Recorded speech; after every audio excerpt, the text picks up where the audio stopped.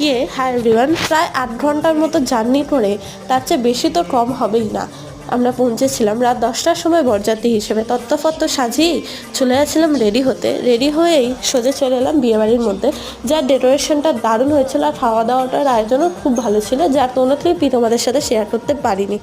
গিয়েই দেখলাম রিচুয়াল শুরু হয়ে গেছে। খেয়াল করলে বুঝতে পারবে আমি ঠিক পিছনেই বসে আছি আমার বড় বৌদি ভাইয়ের সাথে। যাই হোক, সবচেয়ে মেন রিচুয়ালস বোধহয় এটাই থাকে। সত্যি এত বছরের ভালোবাসার প্রতীক্ষা এটাই বোধহয় অবসান হয়। এই মেয়েদের এই পরিবর্তনটা এই রিচুয়ালসেই খুব ভালো মতো বোঝা যায় আমার মতে। এই যে অন্যরকম লাগছে না? তারপরে দেখো, হবু থেকে বউ পরিণতিটা একটু বেশি চোখে লাগো। যাই হোক, তোমরা খুব ভালো থাকো, সুস্থ থাকো, আর এভাবেই থেকো। আর এই যে নেমন্তন্ন একটা রিচুয়ালস থাকে, নেমন্তন্ন করে নিল। আমরা রাত 2টার সময় বাস ছাড়লে আমরা বাড়ি যাই। দেখা হচ্ছে নেক্সট ভিডিও। Tata, subscribe.